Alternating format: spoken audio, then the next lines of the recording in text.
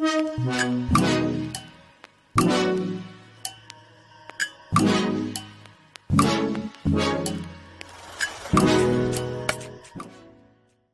evening guys! Ang ipakikita ko naman sa inyo ngayon ay ang laman ng aking bag. Ito yung bag na ginagamit ko for daily use kapag pumapasok ako sa office at the same time nagagamit ko na rin siya kapag pupunta ako sa shopping. At masasabi ko na rin yung paborito kong bag. Ito guys, nabili ko siya dito sa Riyadh. It was 6 months ago. Mahilig ako sa color black at maliit lang. At komportable akong gamitin siya kasi hindi siya masakit sa shoulder ko.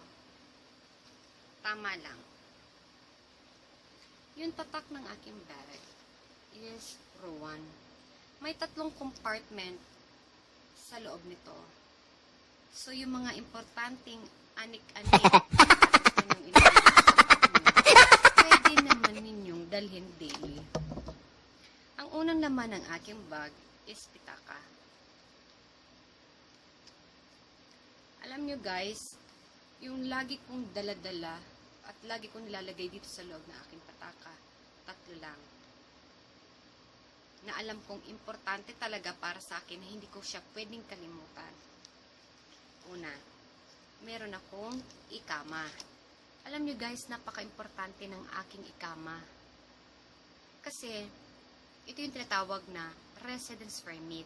Kapag wala kayo guys, ikama, dito sa Saudi Arabia, masasabi kayong escape sa inyong kumpanyang pinagtatrabahuhan.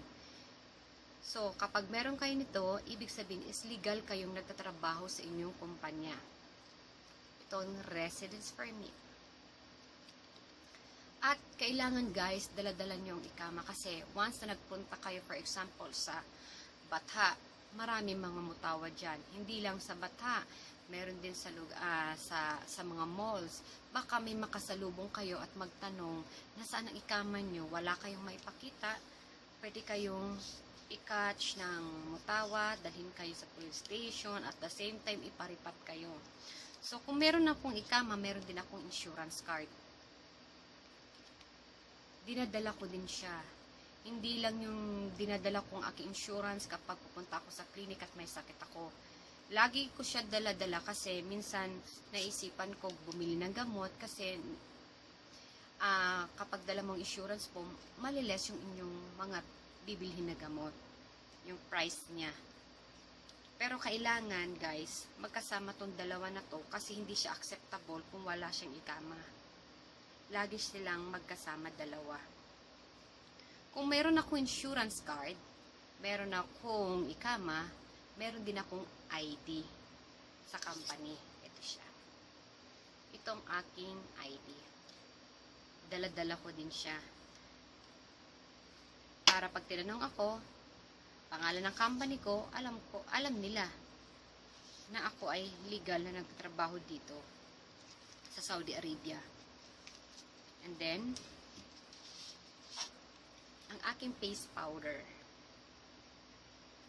Bob powder. Skin tone guys. Mahilig lang ako sa skin tone na kulay. Kasi hindi man ako pwedeng anuhan ng mga kung ano-anong kulay na dark sa aking mukha kasi maitim ako. At the same time, meron din akong lipstick. Siya. Kailangan daplis-daplis sa labi bago matapos ang 8 hours para kahit papano hindi tayo putla bago matapos ang 8 hours para hindi magulat ang ating mga ka-workmates. Baka sabihin is anong nangyayari sa iyo at putla ka na. At kung walang lipstick, meron din akong lip gloss. Yung lip gloss talaga, daily ko siyang dinadala. Di bali nang mawalan ako ng lipstick, wag lang lip gloss.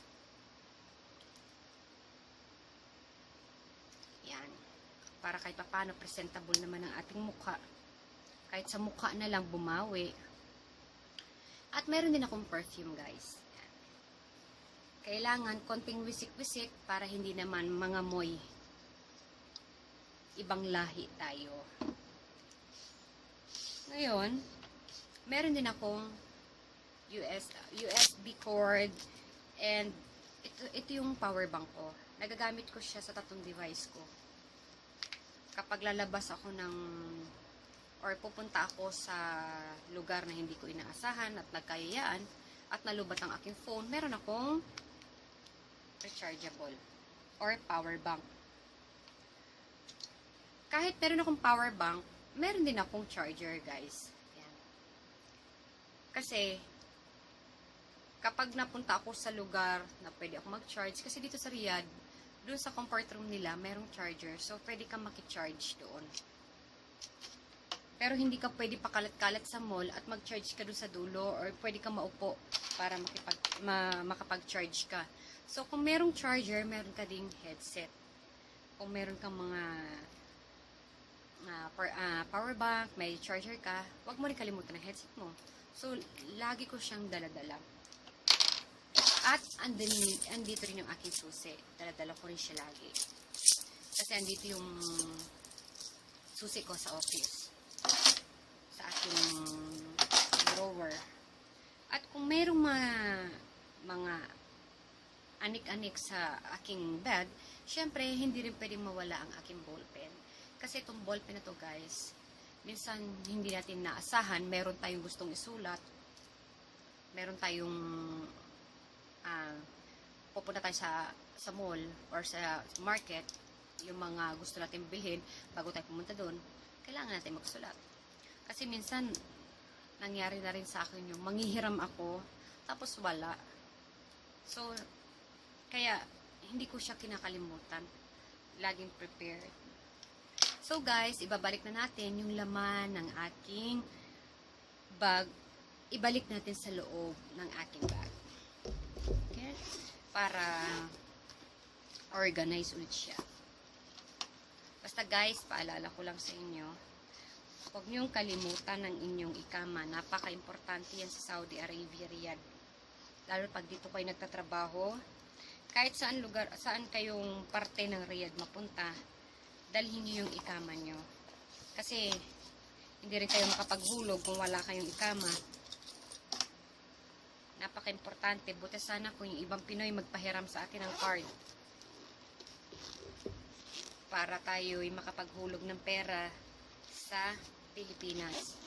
Okay guys, thank you for watching. Please click the below button and subscribe.